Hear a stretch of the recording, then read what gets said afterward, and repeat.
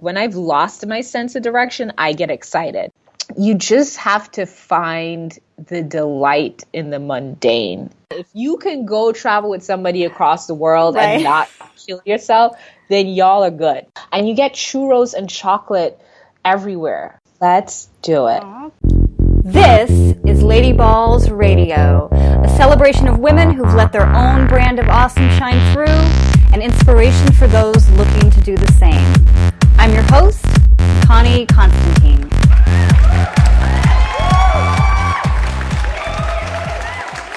Welcome, everybody, to another episode of Lady Balls Radio. We are in for a treat today.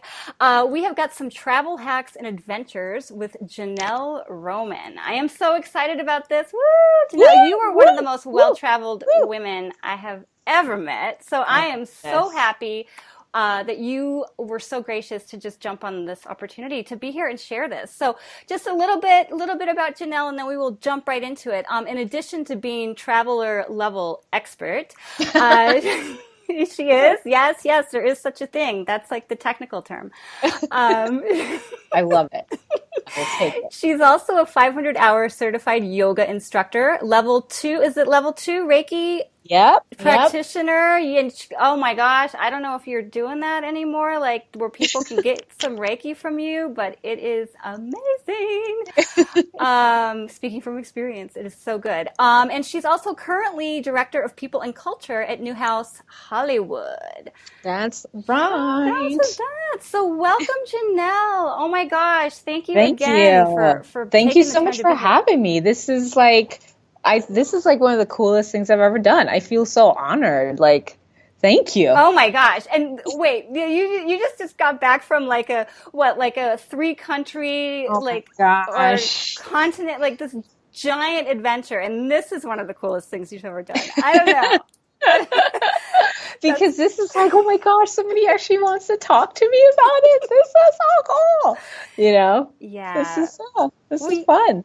Oh, it is fun. It's so much fun. And I just think you have so much to share, because the thing I love, and we'll get back to your most recent adventure. I'd love to hear about that first. But what I really want to talk about tonight, too, is, I mean, you just make this part of your lifestyle. This isn't, and it's not like your career necessarily. It's not like, here's Jonelle doing her travel career. No, I mean, this is just your life. So, yeah. So do you want to share a little bit about what do you want to, I just want to dive into everything first. I want the travel hacks. I want where to find the best vegan food. All come out. Everything. Yeah. It's, and I go back and forth sometimes. Like, could I make this a career? Do I even want to make like traveling the world a career? Will I still love it if I did it that way? But yeah, I work a 9 to 5. And I get, just like, most people who work a 9 to 5, I get allotted 2 weeks vacation a year. But I still make ways and find ways to use that time as much as possible, and even sometimes go beyond the 2 weeks, just like taking unpaid vacation time, because I'm luckily blessed enough to be able to do that. But yeah, I have traveling has been a huge passion of mine since I was a child. And my dad's a pilot, so I'll give you that. Okay. So it started definitely with the family, because my dad is a pilot, and I grew up in the Caribbean on a small island called Antigua. And so family trips, again, our family was middle class and lucky and blessed enough to be able to take family trips. And family trips, because we lived on a small island, you had that was getting off of the island. So from small, we were traveling. We would go to Puerto Rico. We would go to, some of the other islands, Dominica. We would go back to our home country, which is actually Guyana, which is in South America, to visit family. And then even go, one thing about our family too is our family's like spread out. So that also gave us the opportunity to travel a lot. So I would travel to New York, I traveled to Toronto, traveled to London. This is all as a child. So that definitely was where the bug and the interest in exploring started with my family, for sure.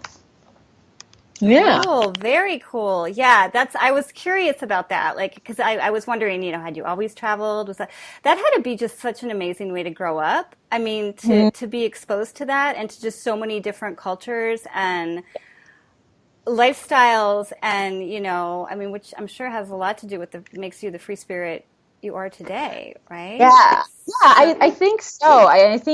I think without really that being my parents' intention, because I think coming from a Caribbean family, it's like you're gonna be a teacher or a lawyer or a doctor or right. it's or a pilot, like you're gonna do something straight. So when I told my parents I was, oh yeah, I think I want to be a yoga teacher, they were like, oh okay, yeah.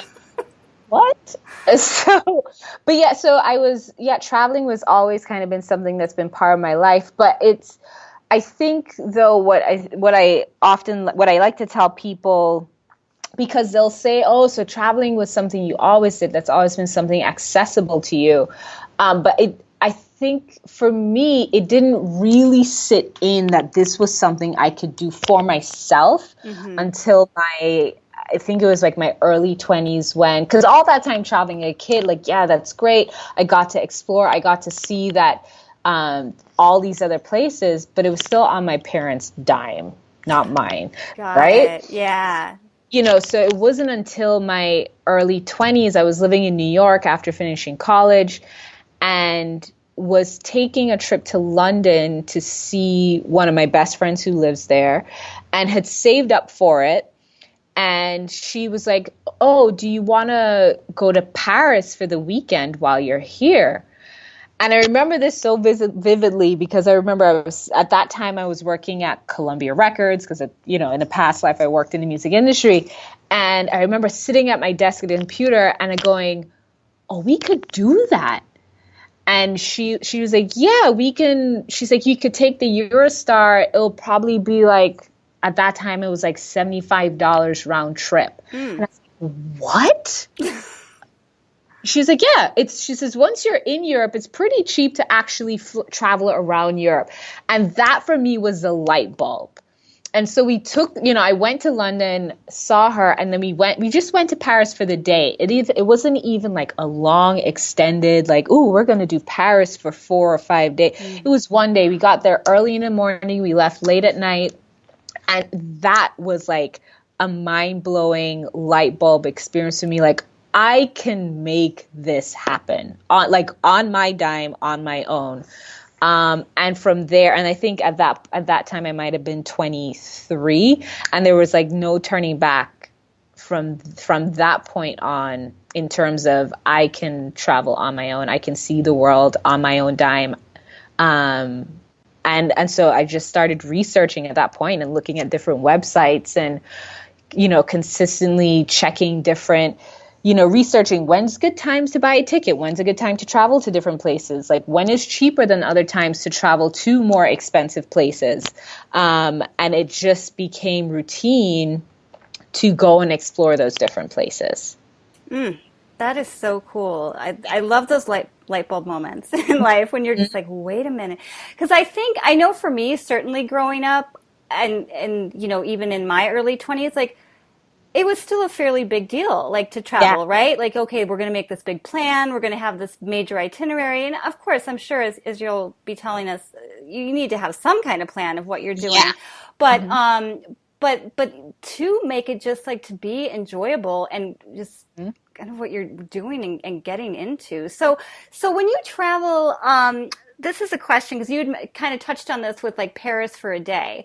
So do you tend to gravitate towards the more like traditional touristy things, or you're off the beaten? I mean, I get the sense from following you on Instagram and Facebook that it's more, I feel like you're really getting in and living more of like, I don't want to say authentic because I don't know if that would be the right word, but Yeah. you're really getting in there and experiencing these cultures and everything. So Yeah, so I'm a big proponent of like get lost in a new place. yeah, I love Provided that. it's safe, of course. But like my and this is for me like the biggest joy in traveling for me is going to a new place and getting lost. Because I feel like that's when you're you're forced to speak to people because you may have to ask questions like, oh, how do I get back this way? Or you really have, your eyes have to be open. You have to be present to really take in and experience everything around you because you don't know where you are. And that's the favorite part, my favorite part about traveling. And I have like a really good natural sense of direction. So so for me, when I've lost my sense of direction, that for me was that I'm like, okay, I got to figure it out. Where am I? How do I get around? Like when I've lost my sense of direction, I get excited because then I have to figure it out. And then it's like that place becomes like familiar to me, and that's exciting. When I can give somebody directions like, oh yeah, if you go down this way and blah, blah, blah, blah, in a new place, then I'm like, I've done it. You've done it. That's so awesome. But, and it's not to say that I don't want to see the big sites. Like I definitely keep that in mind. So for example, my first time in Paris, I was like, I definitely want to see the Eiffel Tower. I want to see the Sacré-Cœur, and I want to go to the Champs-Élysées. So I knew I wanted to do those three main things. But rather than getting on a tour bus and doing hop on, hop off, for me, not to say that that's bad, because that's definitely great for some people. But rather than that, Paris is such a walkable city that I was like, I'm just going to walk around, or I'm going to get on the metro and figure out the map. Yeah. And then and see all those sites and maybe a bunch of other really cool things in between that I wouldn't see if I was on a tour bus. So I like to, as much as possible, try to live it as much of a local experience as possible. I love that. You're totally giving me flashbacks to my first trip to New York, that I just kind of went off and went by myself and did almost exactly what you just said. Yeah. So yeah, it's such a more rich experience. I feel that way. Totally. Yeah. Okay. So I love that. I love that so much. So then another question comes to mind, because I have not really traveled abroad or out of the country that much. So this really hasn't come up with me, but what about the language barriers? Is that ever an issue? Or because you travel, like you just got back. I know we were going to start with that, and then we just dove right in because it's just exciting. But I mean, you just got back from like a 4 or 5 country tour? No, like 100 country tour. No, I think it was only maybe like 3 countries, but still, it was like, you were in like Copenhagen, you were in South Africa, like you were all over. It's like, oh my gosh. Yeah. So I just got back from, my partner and I did 2 countries, Stephen. We did, we wanted to do 3, but we ended up getting so tired by the time we got to Copenhagen that we were going to take a day trip to Sweden, to Malmo, which is like a beautiful, beautiful old town in Sweden that apparently has like this amazing architecture, but now it's got this new hipster vibe. And we wanted to do a day trip from Copenhagen, but by the time we got to Copenhagen from South Africa, we were just like, oh my God, we're gonna take it easy. So we didn't do it. But yeah, I did Johannesburg and Cape Town, and then we went all the way up to Copenhagen, which seems like the most insane route to take. Right.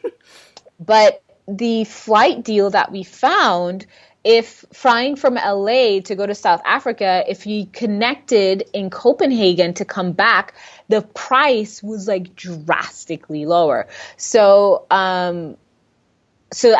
can we'll get into that too in terms of like different travel hacks and travel things that I do to find these deals. But that's one thing to consider, depending on where you connect or stop on a way back from somewhere. For some reason, airlines will, the price will drop. And there's certain websites you can use that will help find that. But to get back to the first part of your question, in terms of language barrier, part of exploring a new place for me that makes it so exciting is diving into new language. So One of the I guess traditions that I do every time I'm going to travel to a new place is I run to the bookstore or I run to Amazon.com and I order one of the travel books, whether it's Lonely Planet or DK or there's a couple different ones that are really good. But I look up a book about that city. And most of these travel books have in the back of them just like basic phrases and words and the alphabet and numbers that you can use to on where you're going. And I always look at that because it's always so fun to dive in and try and explore another language. Yeah. But more importantly, too, the locals, now most cities you go, unless you're going somewhere really remote, most locals in bigger cities, even abroad, speak English. Mm-hmm. But if they see you, like, for example, in Paris, they very much appreciate that you try to speak French, that you try to speak their language before they're like, all right, we saw that you tried, we'll speak English. Right. But if you generally, my experience in Paris, and I know a lot of people before has been like, if you just go up and say, hey, do you speak English? They're like, no, even though they do. But if you go up and say, parlez-vous l'anglais? They'll be like, oh yeah, they'll try. But, when I went to Berlin earlier this year and trying to speak German, which is completely different from any other language that I'm familiar with. Or I went to Marrakesh, which is in Morocco, back in my mid-20s, and that was an amazing experience. They speak French and Arabic, and my friend, one of my best friends in London who I was traveling with, luckily she spoke both French and Arabic, but she taught me how to say basic greetings and phrases in Arabic, and also how to read some stuff in Arabic. So it's language. The language it's never really been a barrier for me any place that we've traveled, because I love diving into the basics before. And there's a great app also that's free called Duolingo that you can download. That's an amazing tool that you could listen to on your flight or practice, every day leading up to your trip. And it's such a great tool to learn basic words, basic phrases, and also hear how it sounds. Because sometimes it's hard to just read it because you don't know if you're reading, like how the words are supposed to sound in another language. But Duolingo is fantastic because it'll give you that feedback. Oh, cool. And we will be putting, we haven't even gotten to the travel hacks section yet, and you've already given us like so many great tips. So we will get all of these links in the show notes too. For sure. So listeners can just easily access them from there. So, good stuff. Before we do, well, first of all, because I keep skipping over this most recent trip, and I know there was some like ridiculously amazing experiences you had because, like I said, I was following them. Are there any highlights that you want to share about that before we move into? So there was so much. So we traveled for 2 weeks on this one, which is, I will say, the longest stretch of like consistent traveling I've done. Most of my trips are either, as short as 1 day or maybe a week or 8 days. So to be traveling for 2 full weeks, that was also a really cool experience in itself. But, I'm going to give one in each place. Mm-hmm. And I'm also going to include one very cool experience, which was, so we flew Qatar Airways, because that was where we found the deal. And we started in LA and we had a 16-hour flight to Doha, which is in Qatar, which is in the Middle East, and 16 hours, we were like terrified, prepared down to the bone. And we could talk about that too, preparing for long haul flights, but prepared for this flight. And it actually wasn't that bad. 16 hours surprisingly went by pretty quickly. Because it was it was a nice airline. The service was great. We just watched a ton of movies and then we slept and we read books, listened to music, stretched, did yoga on the plane. It was great. But we had an 8.5 hour layover in Qatar, which sounds like it could be horrible. However, the international airport in Qatar is it's like a beautiful city in itself. So the airport has a hotel that if you wanted to, get a room for a couple hours to sleep, you could do that. Or they had a spa.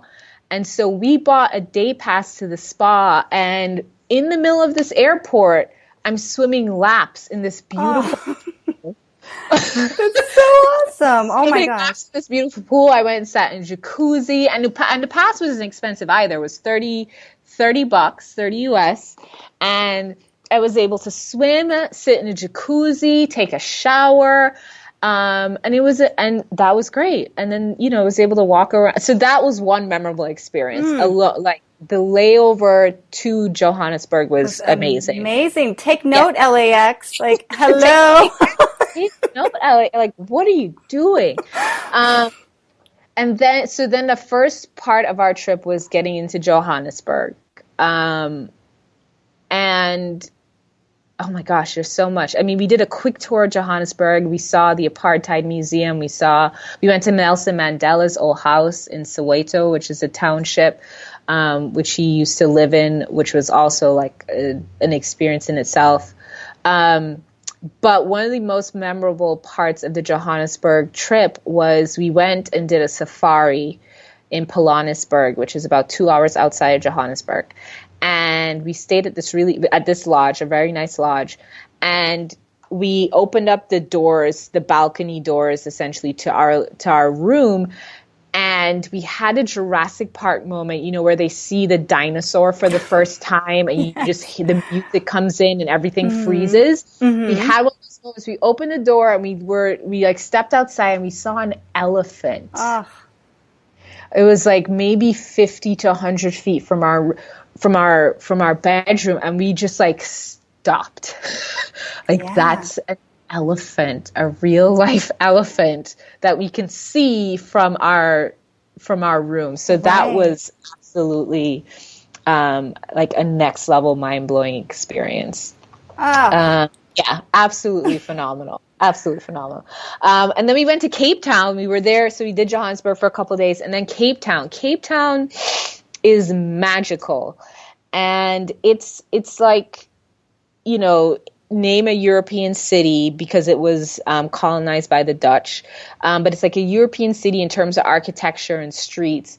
Meets San Francisco because it sits in a bay. It's, on the southern tip of Africa, southwestern tip of Africa. It sits in a bay.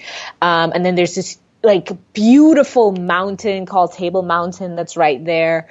And then it also kind of feels like the Caribbean because the ocean is just beautiful, but the people are so you're in the mix of all that, and you could be there and be like, I have no idea where I am, because this, what you expect to see when you think of Africa, this big idea that people have of the continent Africa. It's not that, which is amazing because it just goes to show how diverse the continent and the countries are. But it's the people that remind you of where you are, and the people that teach you of its history and its culture of the place. And as there's so much that we did there. We saw penguins. We went up Table Mountain. We went to the most southwestern tip, and it was all beautiful. But for me, the most memorable part of that, which I think, again, is why for me it's important to access a place like a local. We stayed in an Airbnb in the city center,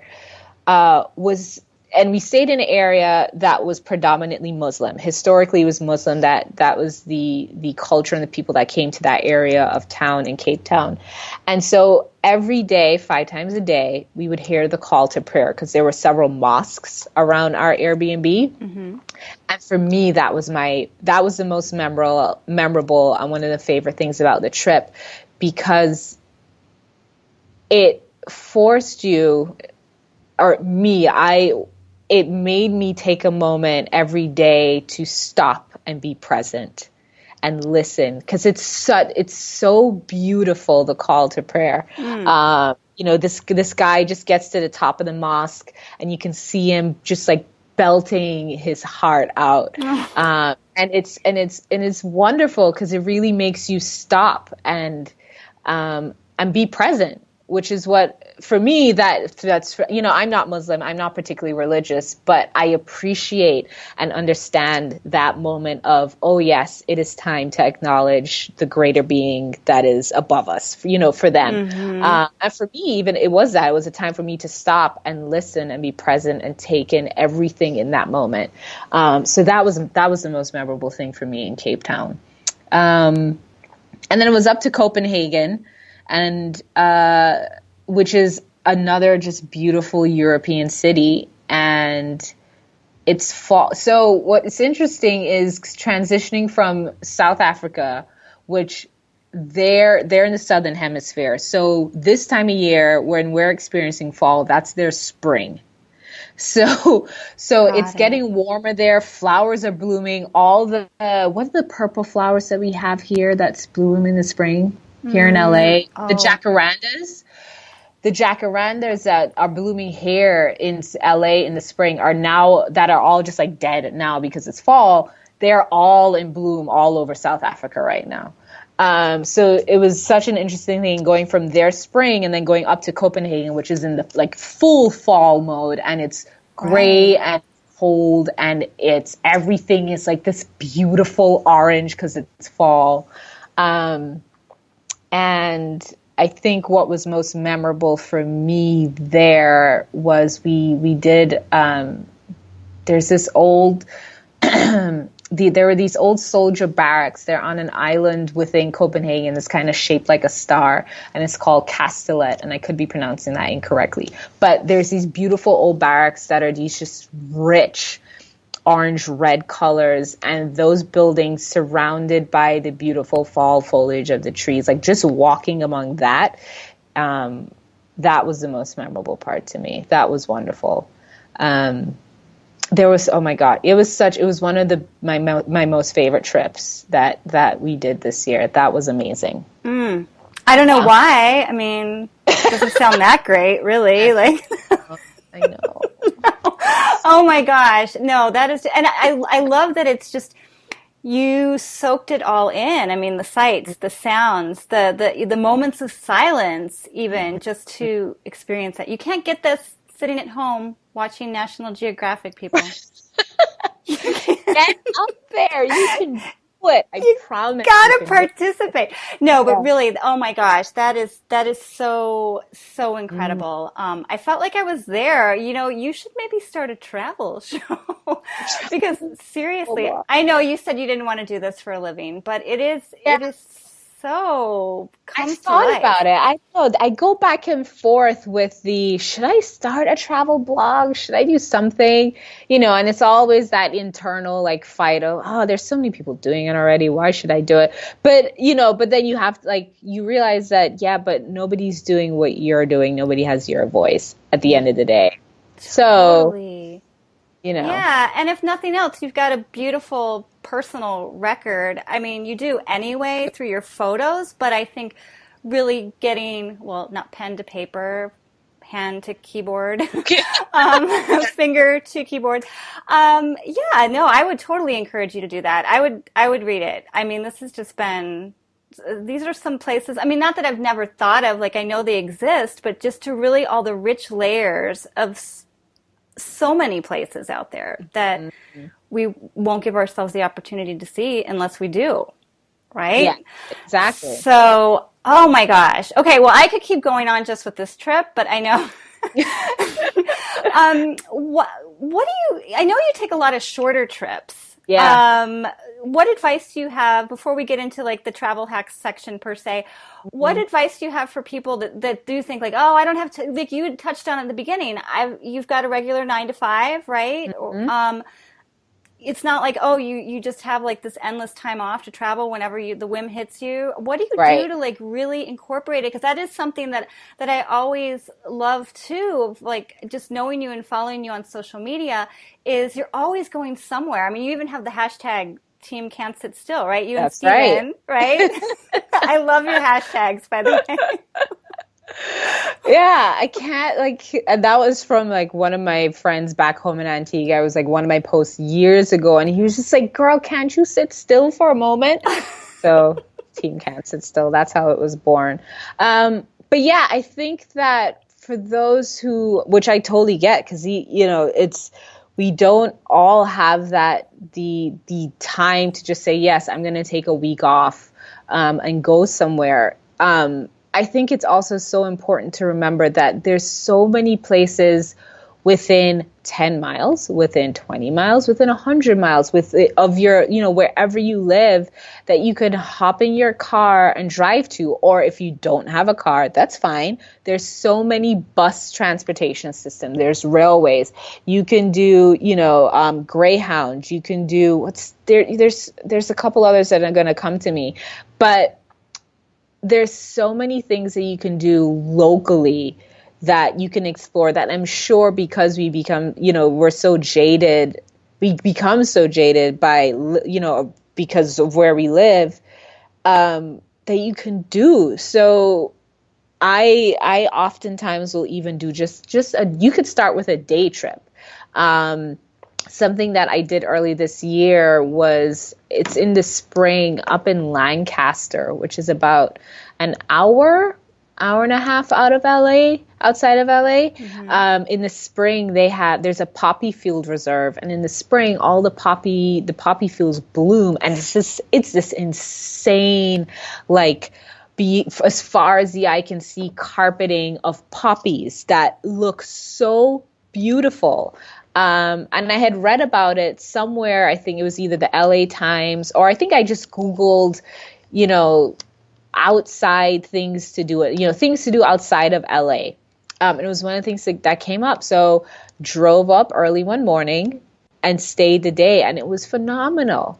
Or sometimes if you want to do 2 days or a weekend, if you can take off a Friday or if you can take off a Monday, then look at something that's within, maybe a 6-hour drive. You can go up, we've done San Francisco for a weekend or the Grand Canyon for a weekend. You just have to find the delight in the mundane that's around you. I think that's what's really important. If you can open your eyes a little bit wider and take a moment to sit and go, okay, so I know I live in Arkansas, wherever you are, right. And say which, Arkansas for me, because I've lived here for how many years, seems so boring.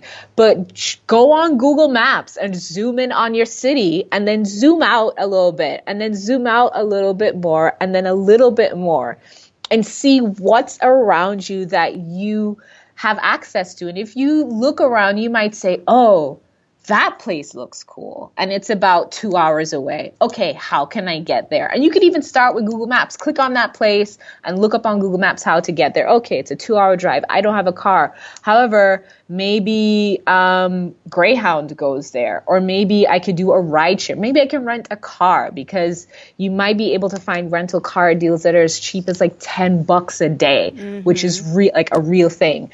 And you just go. And you don't have to know somebody there. You don't even have to necessarily have a plan when you get there. If you just know, like, I want to go here, go. And then figure out the rest when you get there. You have to have that sense of adventure and sense of knowing that you can find delight and you can find things that interest you, within the things that are around you.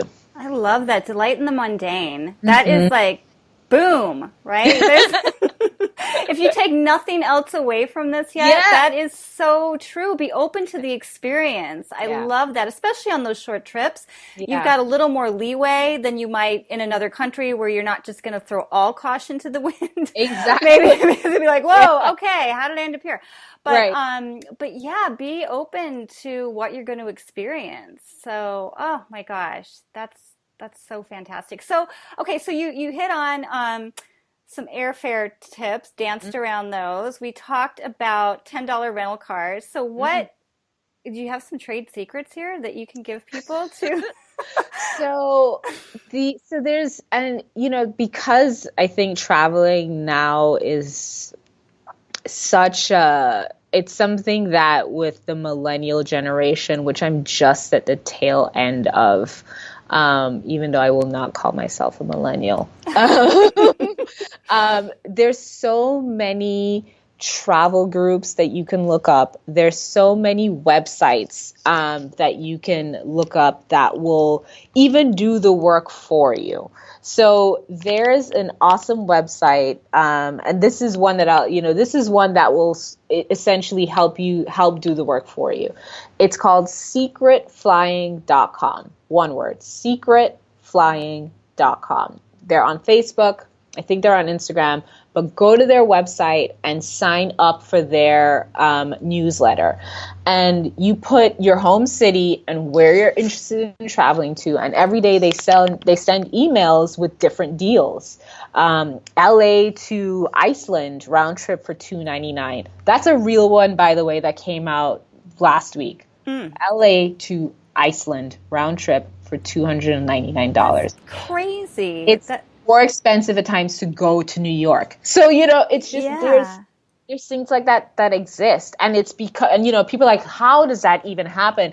And, it's for a bunch of different reasons. Sometimes there's legitimately just a sale. Sometimes there are error fares where the airline might something with there's a glitch in their system, or somebody entered something incorrectly. And so, for example, one of my girlfriends back in New York, this was 2 Christmases ago, on Christmas Day, Emirates Airways had a glitch in their system, and there were flights from New York to Dubai for as low as like $100. So oh my God.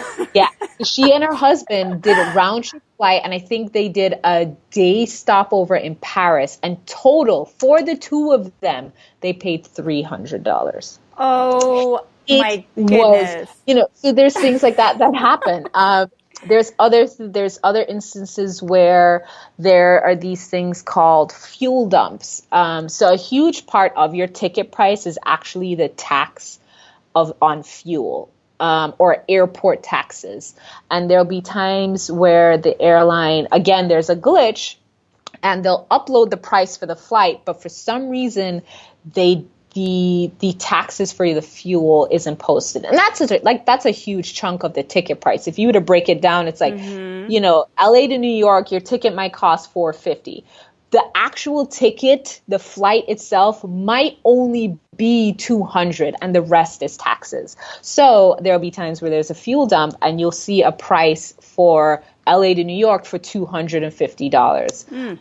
And so there's things like that happen, and that website Secret Flying catches things like that, and every day they email you with different deals that are going on. So that's an awesome option right there. Google.com/flights is another really great tool that I love to use. And that one is great if you're not necessarily sure where you want to go, but you know what your budget is. You're like, you know what? I'm thinking of traveling in February. I know that if you're like, I know I can take February 5th through the 10th off, and I have $200 to spend on a flight. You can go to google.com/flights, and you could put in your home destination. You can say, I'm from Los Angeles, and then they open up the map. You can open up the map, and it will bring up all of the different cities, like in the US, in the world, but you can search it, and it will show you from your location how much it will cost if you were to fly in that date range you picked to that city. And so you can see, if I'm flying from LA, February 5th through the 10th, I can go to Phoenix for $99. I can go to New Orleans for $150. I can go to London for $239. So that's also a really great tool that I love to use. If I'm not sure where I want to go, but I'm like, all right, you know what? I have $300 that I've saved up. So let me see where I can go in this time frame. That's an awesome one. That's fun. Like mystery trip, kind of, Yeah, in a little way. yeah, totally. Like, I don't know where I want to go, but I have this much to spend. Where can I go? It's great. I I love it. absolutely love it because then you also see places on the map. You're like, I had no idea that I could even fly to Greenland. Maybe I'll go to Greenland. It's really a great tool that Google has, and you can also put price alerts on a flight. So if you look at it and you're like, oh, you know what, I can go to New Orleans, but the price costs $275. I can't do $275. So you could put a price alert on it, and if the price drops or if it rises, you'll get an email from Google saying, hey, this price has dropped by $75. So okay, great, let me go and buy that right now. Kayak is a great one. I think a lot of people know about kayak.com, because that searches a bunch of different airlines, and you can select which airlines you want it to search. You can do the same with Google Flights. But those are really the main ones I use: secretflying.com, Google Flights, and Kayak. And I also use Kayak for car rentals. There's also, I think, just like carrental.com. And generally, we don't generally end up renting cars when we travel internationally, or even when I've traveled on my own. I haven't really rented cars abroad. Most of the places I end up going to, you can either use the metro, or like when I did Marrakesh, most of what I did was walkable, or we just got a taxi. But now with Uber being such a huge international thing, we Right. used Uber the entire time we were in South Africa, and it was so cheap and so easy. Yeah, so cheap and easy. And so that's super helpful. But for traveling locally within the U.S., absolutely, if you're rent a car for a day wherever you're going. Or there's sometimes where even I will, I've done like a trip up to San Francisco for the weekend, and I didn't want to put all of those miles on my car. Right. So if I could find a cheap car rental, then I would rent it and just do that. And it's also kind of nice to just like, oh yeah, if you feel like you have a new car for a couple of days, which is kind of fun, which is kind of fun too. That adds to the adventure as well. So yeah, cool. those are the main tools that I use: secretflying.com, Google Flights, and Kayak. And then for hotel, if I'm not doing it, and then wherever for places to stay, Airbnb is amazing. It's a huge way that you can find something generally cheaper than a hotel, and you get the local experience.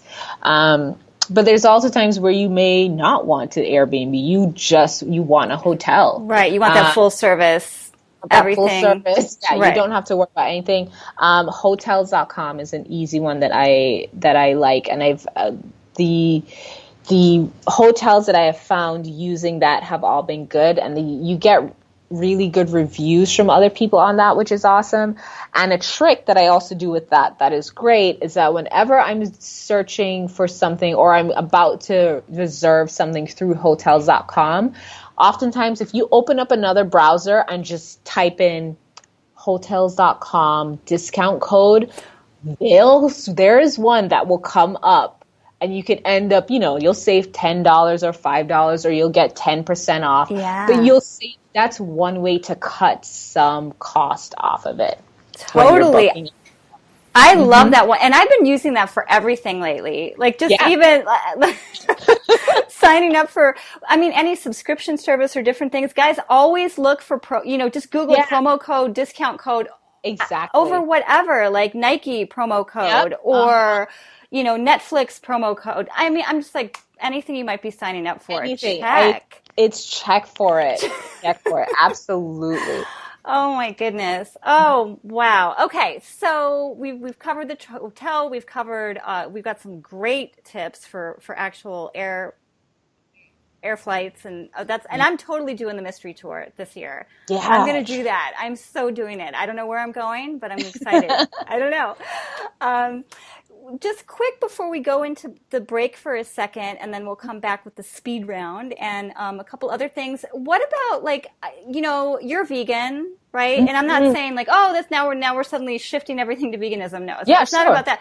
But what I'm curious about is, a lot of people have different food preferences or sensitivities.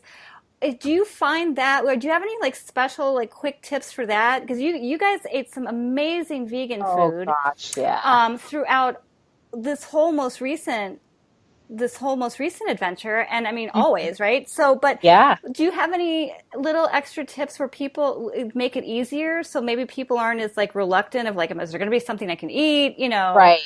No, I would say so for us, we definitely there's an awesome website if you're vegetarian or vegan called happycow.com. And Mm-hmm. that's our go-to to if depending on whichever city we're flying to, most major cities are on that place, where you can just type in Copenhagen or Johannesburg into Happy Cow, and they'll bring up a list of vegetarian or vegan places within that city. But I'd say a really good simple tool if is just like Google Maps. That's also one that I use a lot. I go into Google Maps and I type in vegan, and it'll Mm-hmm. bring up, I'll type in vegan food and it'll bring up all the vegan food within that area. And it'll bring up restaurants that if they're not fully vegan, they have vegan options. Options. So if you're gluten intolerant, you need to eat gluten free, or if you specifically want to try local food wherever you're traveling to, I think using you start with Google Maps or Yelp. Yelp is a great one as well. Most major cities, even internationally, do still have Yelp. So you can start there and just type in whatever you're looking for. And you'd be surprised. We went to New Orleans earlier this year and people were like, ooh, I don't know, are you guys going to be able to eat anything? That's the South. And we ate so much food as vegans. And I'm not talking like, oh, we had, fries and No, we had beignets, we had po' boys, we had gumbo that was all vegan, all local, but it was, yeah, and it was amazing. Mm-hmm. So, I don't think that people should at all hesitate, especially in like 2016, where so many different types of, food preferences, they're available everywhere. You can find it. So that's not something at all to shy away from. And and just like on that tip of like, looking for foods or even just preparing for trips that way, our long haul flight, lucky enough that airline had the option to you could pre-select meals, and they were great, like wonderful enough to have a vegetarian or vegan option.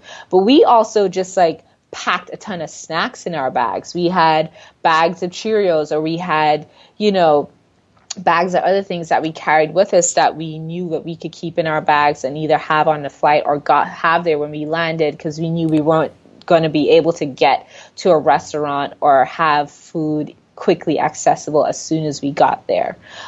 So that's something to also keep in mind in terms of just like travel prep. Pack snacks, go shopping the day before or day of your flight, and get small things that you can take with you on the plane, or things that that you can have with you when you get there, so that you're not starving as soon as you get off the flight. Got it. Great tips. Now I want some vegan gumbo. That's in my head now. Maybe New Orleans is going to be my mystery trip. That isn't so mystery anymore. I fell in love with that city. Did not expect to, not because I didn't think it was going to be good, but I mean, by the end of the first day, I was like, so we're moving, right? Like this is happening. This is where we're going. Magical. It was so magical. Gosh. Go to New Orleans. That's exciting. Well, sometimes we think, oh yeah, it's probably going to be cool, but we don't get how much we're going to vibe with a place until you're actually in it, right? Mm-hmm. Another reason, get off your butts, people. Get out the door. Be going somewhere. All right, we're going to take a quick break and then be back with the speed round. Jonelle's going to share some of her favorite travel experiences and tips. So we will be right back. Badass Girls Unite. Want to be part of our inner circle? Head on over to ladyballsradio.com where you can join our VIP mailing list, check out the show notes for each episode, and access free bonus content. You can also head on over to our Facebook page, Lady Balls Radio, to join in the discussion, get updates on your favorite guests, and hear who's going to be on the show next. Okie dokie, we are heading back to the show. We're back. No. Told you. No, so we're back. I told you it was going to be quick. All right. Well, gosh, Jonelle, I just have to say thank you again. I've got, my brain is like exploding with like all these places and things that I want to do now. So do it. Go. No, definitely. Just quick before we go into the speed round. You've been so generous with your time tonight. So I don't want to, I could keep you here for like hours more, seriously. And I'd be happy to. This is so great. Well, there's always follow-ups, right? So there's nothing saying we can't have the 2017 travel edition. Oh, yeah. So tell us a little bit about Newhouse, actually. Here. Oh, yeah. Yeah, like, I mean, honestly, I don't know a lot about it, except it just looks amazing, and I probably need to get there. But, and you're the director of People and Culture, so what better person to share with us, and if there's any upcoming events that you wanted to share coming up there, or... Absolutely. Anything? So Neuhaus is... I'm not even saying it right. See, I'd be here's the thing. That's how we pronounce it too, but I'm not even sure if we're pronouncing it correctly, to be honest, because it's a German word. So it could be Neue, or it could be like Neuhaus. I'm not sure. It's right. German. Neuhaus is German for new house. Okay. And yes, my title here is Director of People and Culture, which is a fancy way of saying Director of HR. Which, just so we're clear on people and culture and HR. But I love it because I get to really interact with the staff here in a way that I think is very of service to them, especially coming from like previous management experience. But what's also cool is that I do get to interact with the members here. And to that effect, what is Neuhaus? So it is a high-end co-working space is the best way to put it. Mm-hmm. So it is, we have a beautiful, we're in this beautiful landmark building that was previously the CBS Broadcasting Building in Los Angeles, the original CBS Broadcasting Building. So it housed, also there's a huge Studio A. We have this huge studio, which is called Studio A, but that was formerly where they housed, they filmed like the original Lucy, I Love Lucy in there. When CBS started rolling into music and having doing records, Lenny Kravitz and, I believe Frank Sinatra might have also performed there too. So it's in a huge, beautiful, historical place. And this place now has been transformed to an area, a community where creatives, designers, architects, people in the film industry, the music industry, who may not work a traditional 9-to-5. They either work for themselves or they have a small company, and they don't have a traditional office space. They can become a member here, and it gives them access to desks. It gives them access to the amenities that they need and the social community that they need in order to thrive and work. And along with that access and community, there's also a really nice restaurant. We have events for members here that are pretty cool every month. Album releases also happen here. We have big shows and events. So it's a very cool space that I really think is full of the creative energy that I think is just integrated into LA because of the film, entertainment, music industry that's all here. So you end up running into people that are from so many different walks of life every day. So yeah, it's pretty awesome. You should definitely come by, get a tour of the space, check it out. Or just come by and say hi to me and go and get some fries for lunch or something. It's great. Yeah. No, I definitely want to check it out. It sounds like, and I hope I don't offend any WeWorker people out. Like WeWorker is like cooler older brother or something. Yes, that's WeWork's yes. cooler older brother, sister. It sounds amazing. It does sound incredible. And I'm actually looking for a workspace. So that is Come not in my by. house because Come you up. it's like working from home in some ways is just, it's fabulous and a dream come true. But at the Mhm. same time, there is something to be said for having that dedicated space to Mhm. go and now I'm at work. So cool. I am going to Yes. take you up on that. And Come and that's exactly what it's for. It's exactly for that person who could work from home, but they need to be around people. They need to be in a space that inspires them, that where they're around other people who are doing creative things, just, that are working for themselves. That's exactly what it's for. yeah, and sparks that creativity in each other. And staying in the travel vein, it would also probably be perfect for somebody who is traveling, maybe for an extended period, but still needs to Exactly. get some Yeah, work done to, exactly. yeah. So very cool. Exactly. All right. Okay. You ready for speed round?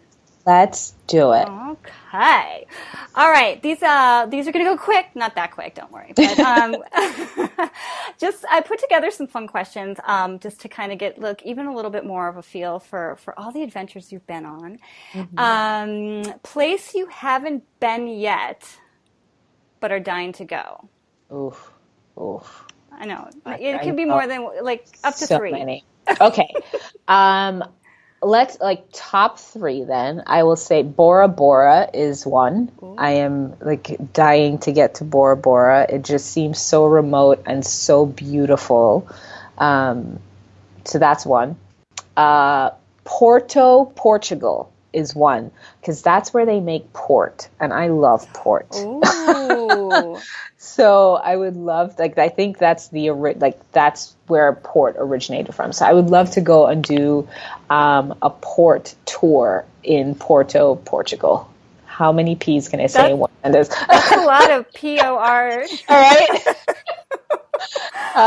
So that's another one. And then a third would be somewhere where I could see the Northern Lights. So Iceland or Norway would be like either one of those would be amazing where I could go and see the Northern Lights. So that's a third huge one. All good Yeah. ones. Good, good, good. All right. Place you want to go back to the most. Oh, Up to three. Okay. We're like, okay. We'll give a couple. Okay. New Orleans, definitely. spoiler alert, right? Oh, We knew that was coming. man. Yeah, New Orleans for sure. Barcelona, I would love to go back to. That was a really great city. Just architecturally, it's beautiful. The language, Spanish, it's just hearing it there is beautiful. And you get churros and chocolate everywhere. And like, that's what people have for breakfast sometimes there. And I'm like, yes, I get to have chocolate, melted chocolate with sweet sugary things for breakfast. That's amazing. So Barcelona would be another one. And ooh, I'm going to say Berlin because there was this really awesome place that we found that it's called Momo's dumplings. So dumplings are one of my favorite things to eat, and Momo's dumplings in Prenzlauberg in Berlin is really amazing. And so I would love to go back to Berlin just to go to Momo's and have some dumplings. Just for the dumplings, if nothing else. Man. That would be great. Oh my gosh. I'm sensing a food theme here. So I have to ask, this is like a bonus one, then we'll get back to regular speed round. But so like what is the most amazing, we've already talked about the gumbo. Do you have like one dish that is just like the dumplings? Is the dumplings the dish? Most amazing dish I've ever had. Well, like on your travels where you were just like, and maybe even like, holy crap, this is vegan. I can't believe it. Yeah, you know what? Actually, even this most recent one, there in Cape Town, there was a vegan place called The Hungry Herbivore, and we went for breakfast one morning, and they did it was a tofu scramble that had tempeh bacon. And I'm not a bacon person. Even when I did eat meat, I didn't like bacon. The smell of bacon makes me nauseous, which I know, everyone, that's the weirdest thing. But this place did a tempeh bacon that it was so good. It blew my mind. I was like, oh my goodness, this is really good bacon. This is really good tempeh bacon. It was just so flavorful, so tasty. Yeah, that was one of my favorite things on this most recent trip. And I think in, like all travels, that was really, really great. Wow. 2 thumbs up for the tempeh bacon. All right. Yeah. Okay. I never travel without. Ooh, never travel without wet wipes. Good one. Wet wipes and a facial spritz, like a moisturizer, because especially on longer flights, the air cabin air is just, it dries your skin out so bad. Even if you have oily skin, you can get one at Walgreens, like an Evian facial like water spray that's $3. And there's ones you can get beyond that are more expensive. But I never travel without wet wipes and a travel size facial spritz moisturizer, and essential oils. And I normally travel with a rosemary, a lavender, and like maybe one other, like mini travel size essential oils. Because I feel like those 3 things you can like conquer whatever you're doing when you're traveling, because you're going to need wet wipes to clean your hands, to wipe surfaces, and essential oils, depending on which ones you get, they have so many properties. They're amazing. Lavender is antibacterial, antiviral. So if you need a hand sanitizer, use your lavender oil. If you get a cut, use your lavender oil.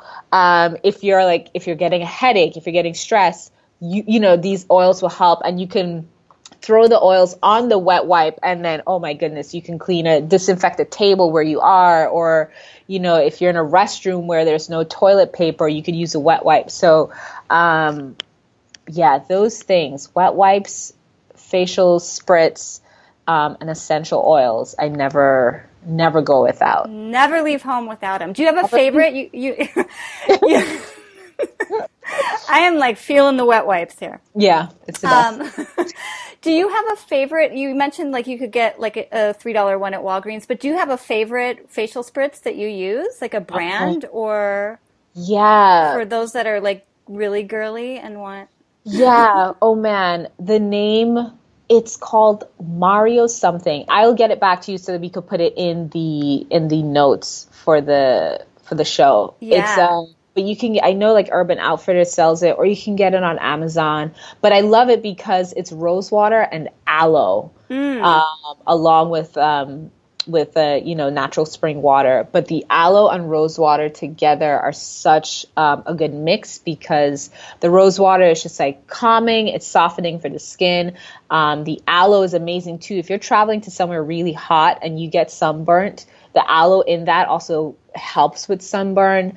It's very calming, and it doesn't have a strong scent, which is also great when you're traveling on planes. Something to consider. You don't want to spray perfume or anything that's too highly scented because you're in a cabin. So this spray is also great because it doesn't have an overwhelming smell. But I'll definitely get the correct name so that we could put that in the notes. Cool. Yeah.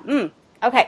And I know you already talked about Qatar, so so we're going to assume with this question that's not an option. You're not in a spa like airport. But like you were saying, it can be stressy sometimes traveling. Like it can get it's fun, but it's also very stimulating. How do you make sure you always incorporate self-care when you're on, especially these more extended trips? Yeah. Preparation is a big part of it. I think that, so for this extended trip, I made sure I had my the big 3, my wet wipes, my essential oils, and my facial spritz. But beyond that, I also made sure I had, like a mini thing of Advil, a mini thing of Zyrtec, because my allergies can act up at times. I also carried a mini first aid kit. I made sure I had snacks with me, and I made sure I had a book. And I think that for me also a huge, so having that preparation set up for it meant I knew I didn't have to worry about those, like anything could come up and I would be fine if I had like those things. Right. Anything to an extent could come out, I'd be fine. But and this is where yoga comes into it for me with the self-care, is also remembering that I'm taking in all these experiences through travel, and my physical body is also taking it all in. And so I have to remember to take care of that. That is part of yourself, your physical body. Right. And so taking a moment to, on this long flight, like get up and walk, get up and stretch. Even if you're not a certified yoga teacher or you don't have a regular practice, you can Google, yoga for planes, yoga for flights, stretches for long flights that you can do. That's going to give your body like time and space to open and to stretch and to breathe.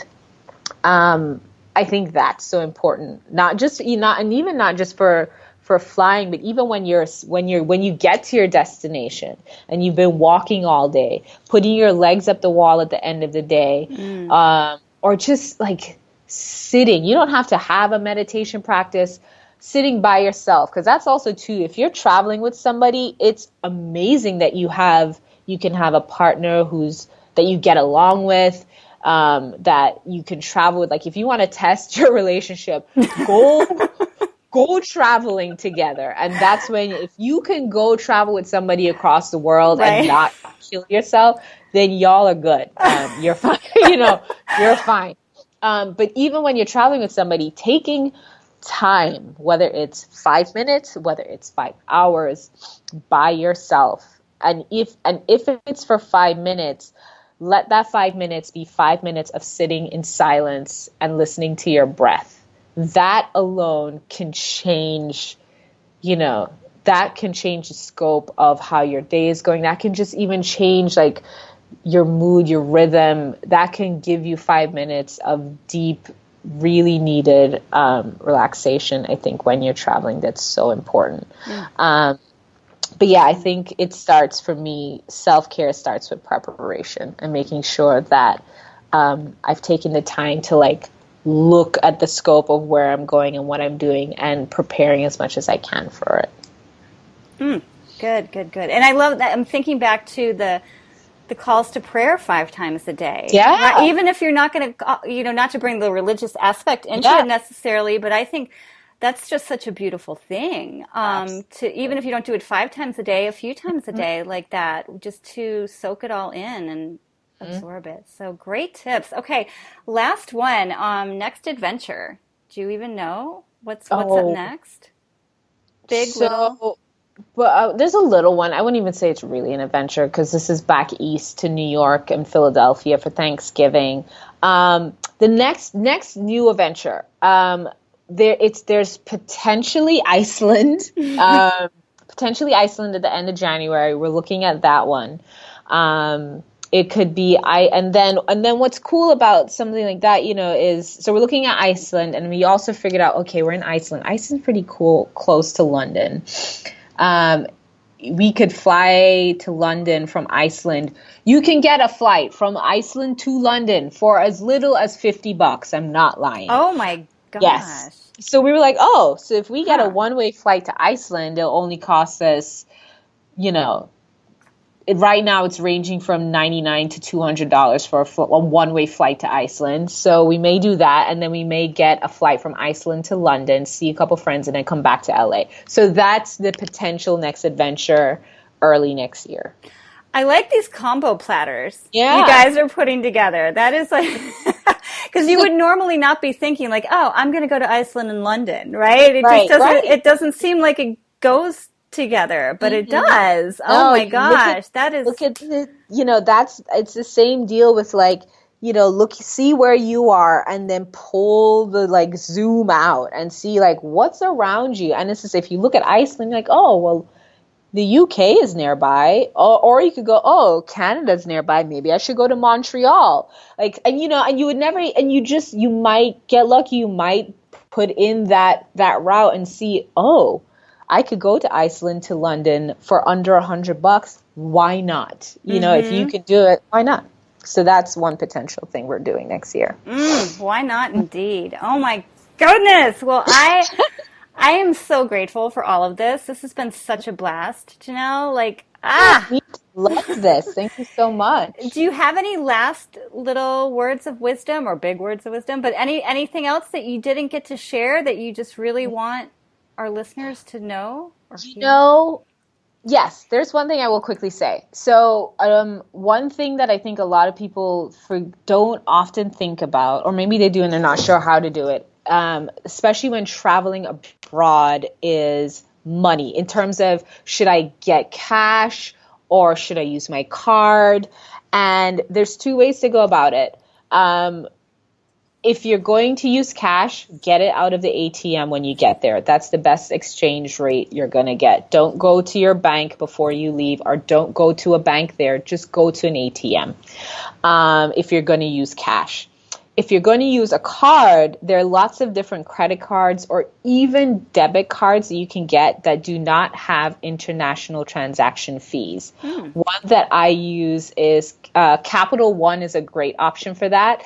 There's Capital One, and then there's Capital One 360 that used to be ING Direct, and then it was bought by Capital One.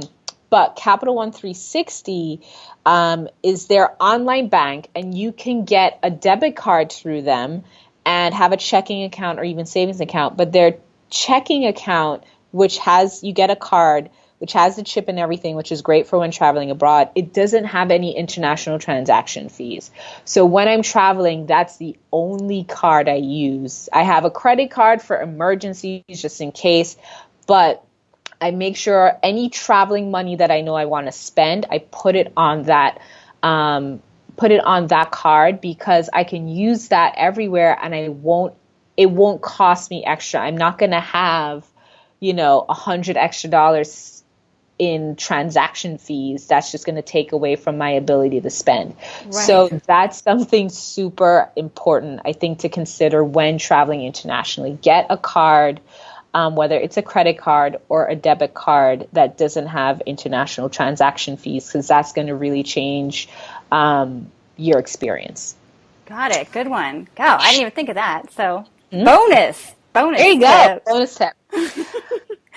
Oh my God. And that, which leads me to go, well, what is the best for mileage, and what is the best card for bonus points? And that's probably a whole nother call, right? And that's even something that I'm still exploring too, because there's lots of options. But some people will say Capital One has an amazing travel one, or other ones are saying Amex. Even I'm still exploring that one. But yeah, that could be a whole podcast episode in itself. To be continued on that. All right, Jonelle. Well, thank you so much for being here. I'm I feel so much more prepared, and I feel so much more inspired to just get up and the next place I'm traveling is tomorrow to North Hollywood to vote early, but I need to That is an adventure in itself. This election is an adventure, so you should totally go on that adventure. Yeah, that's my big adventure. So, but I'm gonna zoom out and see what's zoom out. Zoom out. That's the big takeaway. Zoom out. Wherever you are, zoom out and see what's around you that your eyes may not be open to see, because you're just so accustomed to where you are. Zoom out and go to a place that you're not accustomed to. Oh my God. Zoom out. I think we may have just found the title. No, actually, I think so. Thank you. Don't anybody take that. I'm holding on to it. Oh my gosh. Well, have a fabulous, it's evening now when we're recording this, but whatever time it is when you're listening. Everybody have a fabulous day, evening, night. Thank you again, Jonelle. And I know you'll be back, because you're going to have a whole stack of adventures before we know it again. Thank you so much for having me. This has been so much fun and such an honor. I'm so thankful. I feel exactly the same. Thank you so much. Thank you. Okay. Till next time, everybody. Bye. And we're out. Thanks again to Jonelle Roman for sharing her travel tips and hacks and all of her adventures with us today. Thank you so much, Jonelle. Also, don't forget, you can follow her on Instagram at Jonelle Roman, JONELLE ROMAN, one word, Instagram. Check her out there. She's got some great posts to keep you inspired and maybe inspire your next travel adventure. Thank you, dear listeners. Stay bold. And my challenge to you this week, seriously guys, zoom out. Go have an adventure. And then tell us about it. #LadyBallsRadio. Okay, cool. Check you guys later.